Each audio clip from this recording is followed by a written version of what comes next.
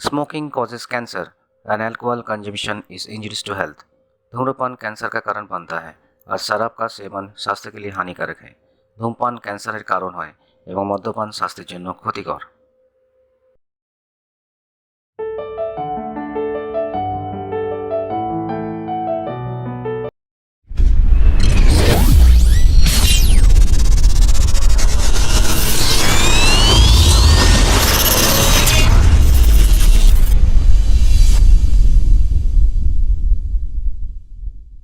নমস্কার, আসল হেলথে আপনাদেরকে স্বাগত। আমি ডক্টর মেজর নারায়ণ ভট্টাচার্য। আজকে আমি আলোচনা করব 10টা বেস্ট হেলথ টিপস যেটা হার্ট পেশেন্টদেরকে খুব হেল্প করবে। আপনারা জানেন আমরা এখন হার্ট নিয়ে আলোচনা করছি। লাস্ট 2 মাস আমরা হার্টের ওপর অলমোস্ট 20-25টা ভিডিও আমরা তৈরি করেছি। তার সবটাতেই how to prevent heart disease and how to manage heart disease এর ওপরে আমরা বলছি। তো আমি এর আগের ভিডিওতে বিস্তারিত ডিসকাস করেছি যে কিভাবে হার্ট ডিজিজ প্রিভেন্ট করা যায়, হার্ট ডিজিজ কাকে বলে পুরো সম্পূর্ণভাবে বুঝিয়েছি। হার্ট ডিজিজকে কিভাবে ম্যানেজ করা যায় সেটাও বলেছি, আমাদের লাইফস্টাইল সম্পর্কে সব কিছু এগুলো ডিসকাস করেছি। তো এবার আমরা জাস্ট টিপস হিসেবে মানে কি ফলো করতে পারি ইন এ নাট সেল সেইটা আমরা মোটামুটি একটা আলোচনা করতে পারি। তো আমি যেটা প্রথমেই বলবো যে যেহেতু হার্ট ডিজিজ এবং ডায়াবেটিস অলসো আমাদের দেশে সুনামির মতো ধেয়ে আসছে আমাদের দিকে, এবং প্রচুর মানুষের মৃত্যুর কারণেই হার্ট ডিজিজ অ্যান্ড ডায়াবেটিস। এটা আপনাদেরকে নতুন করে বলবার মতো কিছু ব্যাপার নেই, আপনারা সকলেই অবগত। তো তার থেকে বাঁচতে গেলে আমাদের কি করা উচিত গ্রসলি 10টা পয়েন্টে আমি আপনাদেরকে বলার চেষ্টা করছি। ফার্স্ট হলো ডায়েট। ডায়েট আমাদের জীবনে ভীষণ ইম্পর্ট্যান্ট, কারণ আপনারা জানেন ডায়েট মানে হচ্ছে আমরা যে খাবারটা খাচ্ছি প্রতিদিন ডেলি বেসিসে, সেই খাবার আমাদের মধ্যে আসছে, আমাদের নিউট্রিশন দিচ্ছে। কিন্তু কিছু কিছু ক্ষেত্রে যদি আমাদের ডায়েটটা ঠিক না হয় তাহলে আমাদের এটা যেমন এনার্জি দিচ্ছে, নিউট্রিশন দিচ্ছে, সেরকম আমাদের ক্ষতিরও কারণ হতে পারে। অ্যাকচুয়ালি আমরা অনেক সময় এটা মনে করতে পারি যে আমাদের এই বডিটা হচ্ছে ফুড রিঅ্যারেঞ্জড। ফুডকে যদি রিঅ্যারেঞ্জ করে দিই, আপনি খাবার টেবিলে এটা যে খাবারটা দেখছেন সেটাই আমার কাছে এসে আবার রিঅ্যারেঞ্জড হয়ে আমার এই দেহটা অলমোস্ট তৈরি করছে। তো সেটা যদি ভাবি তাহলে ফুডটার ব্যাপারে আমাদেরকে কেয়ারফুল হতে হবে। হিন্দিতে একটা কথা আছে, জैसे अन्न ऐसे तन, जैसे तन ऐसे मन, जैसे मन ऐसे धन। তো আমার যে তন মন ধন এগুলো সবই ডিপেন্ড করছে আমার মানে অন্নের ওপরে। সুতরাং আমরা আমাদের এই ডায়েট সম্পর্কে প্রত্যেকটা ডায়েট সম্পর্কে আমাদের একটা গ্রস আইডিয়া হওয়া উচিত যে খাবার কত রকমের হয়। খাবার আমাদের অ্যাকচুয়ালি 3 রকমের হয়। মেনলি ক্যালোরিযুক্ত খাবার মানে কার্বোহাইড্রেট, প্রোটিন আর ফ্যাট। তো সেটা একটু বুঝে নিতে হবে। কার্বোহাইড্রেটে 4.1 ক্যালোরি দেয়, আর প্রোটিনে 4.3 ক্যালোরি, আর ফ্যাটে 9 ক্যালোরি দেয়। ফ্যাট আমাদের বডিতে জমা হতে পারে, আর কার্বোহাইড্রেট ইউজুয়ালি খুব কম মাত্রায় জমা হয়, প্রোটিন ইউজুয়ালি জমা হয় না। ফ্যাট জমা হয় বলেই আমাদের বিভিন্ন জায়গায় বডিতে ফ্যাট জমা হলে তার জন্য প্রবলেম হতে পারে, আর্টারি ব্লকেজ হতে পারে, তার জন্য হার্টের আর্টারিও ব্লকেজ হতে পারে, অথবা ব্রেনে হতে পারে, কিডনি হতে পারে, পেরিফেরাল আর্টারি হতে পারে। সেই অনুযায়ী অনেক রকমের প্রবলেম, সেগুলো আমি অলরেডি বলেছি। এরপর যেটা ইম্পর্ট্যান্ট সেটা ডায়েটটা আমি কীরকম নেব। আমি বলি calorie as per daily requirement, মানে হচ্ছে breakfast like a king, lunch like a queen, dinner like a beggar. কারণ আমাদের লাঞ্চে আমাদের ব্রেকফাস্টে সবচেয়ে বেশি ক্যালোরি নেওয়া উচিত, কারণ সারাদিন যে কাজ করব, সারাদিনে ক্যালোরি খরচা অনেক বেশি শুরু হয় সকাল থেকে। সেই জন্য breakfast like a king lunch like a queen, মানে লাঞ্চটা একটু হালকা করব। লাঞ্চের পরেও আমরা অনেক কাজ করি, অনেক কিছু করি, কিন্তু তবুও হালকা একটু লাঞ্চ করব, খুব হেভি লাঞ্চ না। আর ডিনার লাইক এ বেগার, মানে রাত্রিতে ক্যালোরি খরচা অনেক কম, সেই জন্য খুব সিম্পল।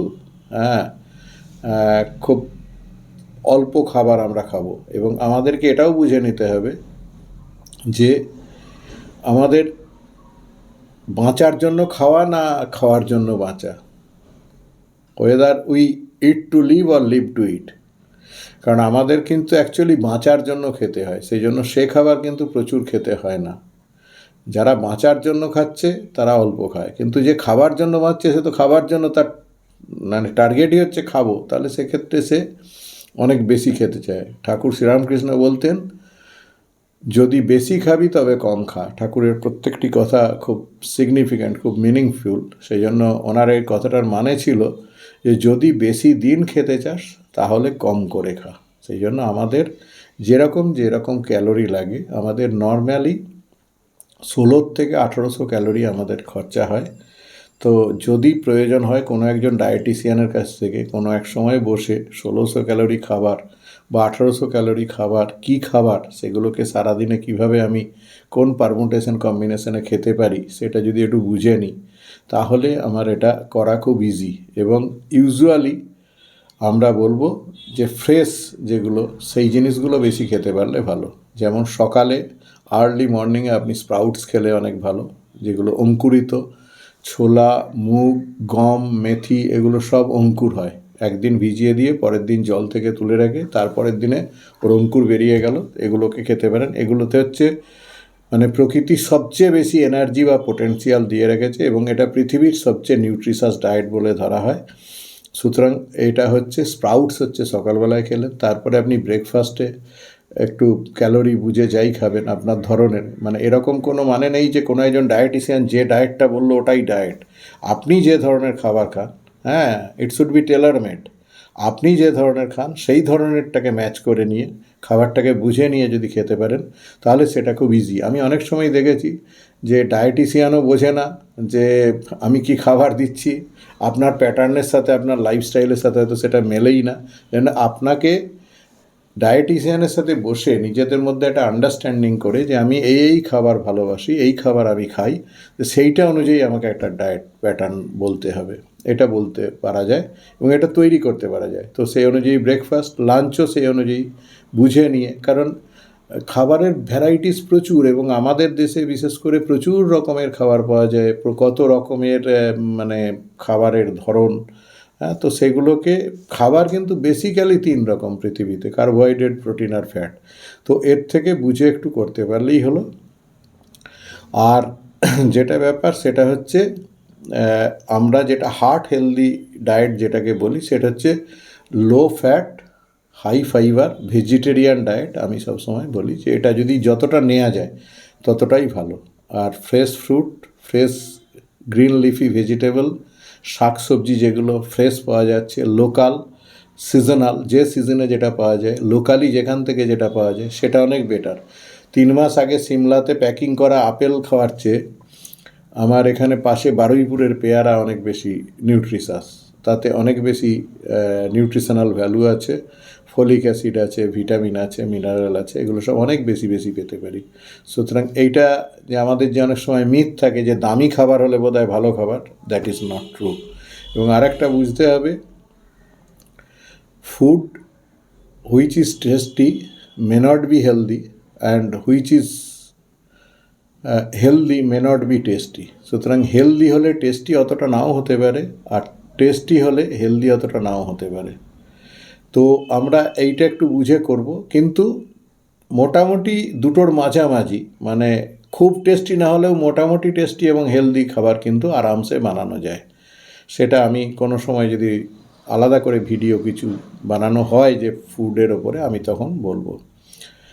আর 3টে জিনিস খেয়াল রাখবেন, নুন, তেল আর চিনি।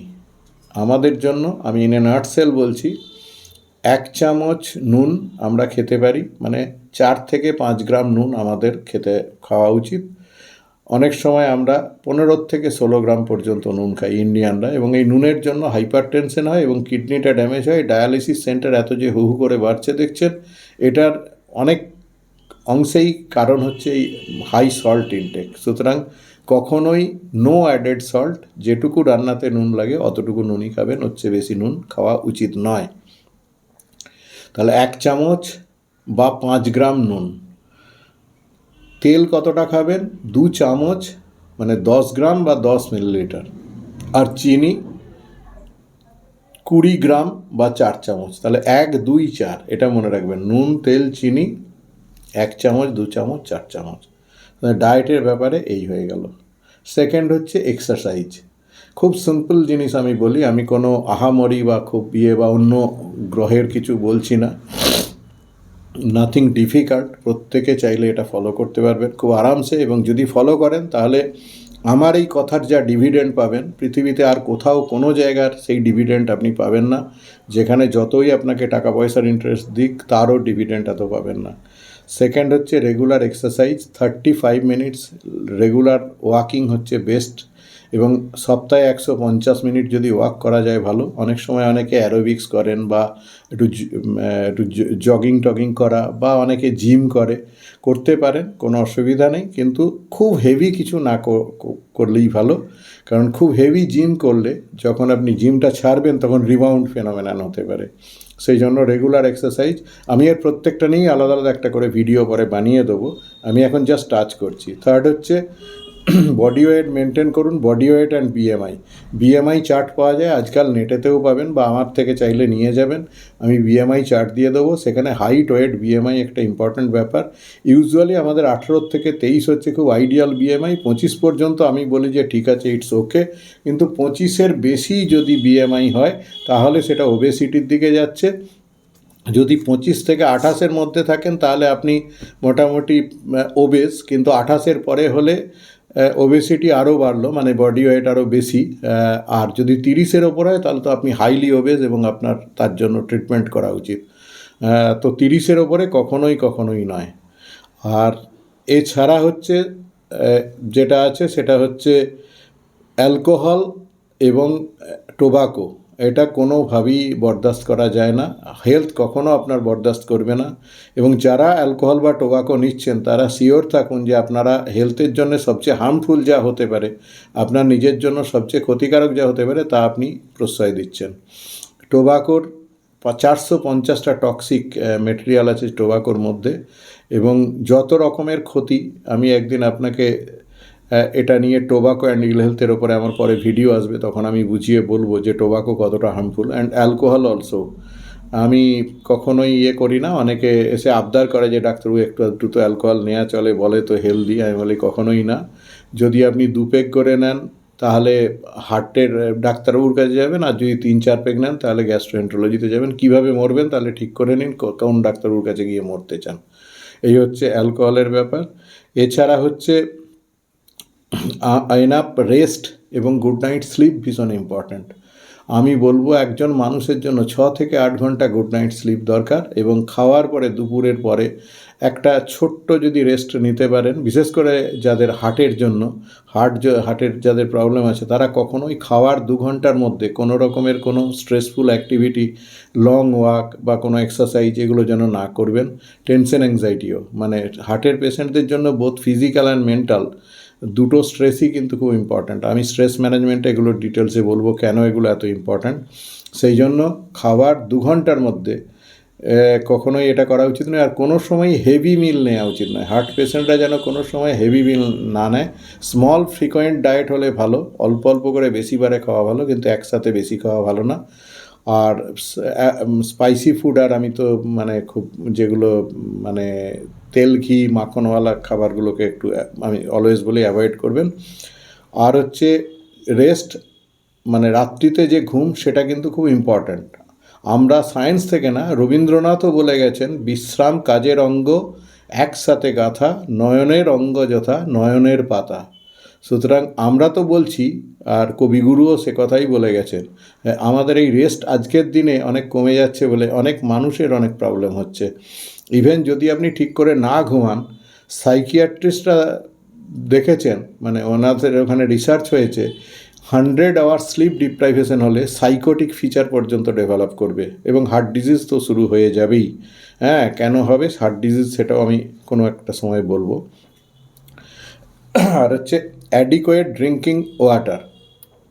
ওয়াটার বা ফ্লুইড সব কিছু মিলে আমাদের যে ফ্লুইড ব্যালেন্স আছে বডির, সেটা কিন্তু যেন ঠিকঠাক মেনটেন হয়। আমাদের একটা হচ্ছে ডিহাইড্রেশন হয় অনেক সময় যদি জলটা ঠিকমতো না খাই, আবার অনেক সময় অনেকের থেকে কম্পালসিভ ওয়াটার ড্রিঙ্কিং, যেটার জন্য ওভারলোড, ফ্লুইড ওভারলোড হয়ে যায়। বিশেষ করে যাদের হার্ট ফেলিওর আছে বা ইডিমার টেন্ডেন্সি আছে, তাদের ক্ষেত্রে ফ্লুইড ওভারলোড হলে হার্ট ফেলিওর তাড়াতাড়ি হয়ে যাবে। সেই জন্য বি কেয়ারফুল। অনেক সময় ডাক্তাররাও বলে দেন এতটার বেশি জল খাবেন না, 1.5 লিটারের বেশি, 2 লিটারের বেশি, 1 লিটারের বেশি, এরম অনেক সময় বলে দেন। ইভেন যাদের সোডিয়াম ব্যালেন্স গণ্ডগোল আছে তাদেরকেও ডাক্তাররা অনেক সময়, বয়স্ক মানুষদের সোডিয়াম দেখবেন অনেক সময় ফল করে যায় হয়, তাদের জন্যও বলা হয় যে জলটা যেন, সেই জন্য অ্যাডিকোয়েট হাইড্রেশন ইজ ভেরি ইম্পর্ট্যান্ট। এটা ছাড়া আছে যে যাদের হার্টের প্রবলেম আছে তাদেরকে আমি রিকোয়েস্ট করব, আপনারা আপনাদের ক্যাপাসিটিতে যে করা যায়, আমি যেমন আমার পেশেন্টদের জন্য বলে দিই যে 50% আপনার কাজ, 50% আমার কাজ। তো এই 50% আপনার কাজটা খুব গুছিয়ে করবেন, যা অ্যাডভাইস বলেছি। এবং আরেকটা হচ্ছে খুব রিলিজিয়াসলি ফলো করবেন, ওষুধগুলো ঠিক টাইমে খাওয়া। কোনো অসুবিধে হলে ডাক্তারবাবুকে বলুন কী অসুবিধে হচ্ছে, সুবিধে আছে, সেগুলো বলতে পারেন, ডিসকাস করতে পারেন, কিন্তু নিজেরা ডিসিশন নেবেন না ওষুধপত্র সম্পর্কে। উনি যেরকম ফলো আপ বলছেন ঠিক রেগুলার সেরকম ফলো আপটা মেনটেন করবেন, তাহলে দেখবেন আপনি অনেক ভালো আছেন। সুতরাং এই পার্টটা কিন্তু, যে জায়গাটা ডক্টরের জায়গা, সেই জায়গাটা আপনি মানে ডক্টরের কাজ করতে যাবেন না, আপনি আপনার কাজটা করুন। আর আপনার আশপাশে চারপাশে অনেক ডক্টর ঘোরাঘুরি করে, তাদেরও কোনো অ্যাডভাইস যেন শুনবেন না। কারণ আমি বারবার বলছি, knowledge should be proper knowledge. যদি নলেজ প্রপার না হয় তাহলে তার কাজও প্রপার হবে না। সেই জন্য এর ওর কথা শুনে একটা কিছু করে আমি এই ওষুধটা বন্ধ করে দিলাম, ওটা ডাক্তারবাবু খাইনি, আমি এই সুগারের ওষুধটা না আমি লাস্ট 3 মাস বন্ধ করে দিয়েছি। আপনার সুগার যদি বেড়ে থাকে আর বাকি ওষুধ দিয়ে রেখেছি, কোনো কাজের কাজ হবে না, ওই সুগার একাই 100, ওর জন্য বাকি ওষুধের কাজটাও চলে যাবে। সেই জন্য সেটা কখনো করবেন না। আর ভ্যাকসিন যদি আপনার না নেওয়া থাকে, তাহলে বয়স্ক মানুষদের জন্য আজকাল আমরা কয়েকটা ভ্যাকসিন রেকমেন্ড করি, বিশেষ করে লাংসের জন্য, হার্টের জন্য সব সময় না, লাংসের জন্য।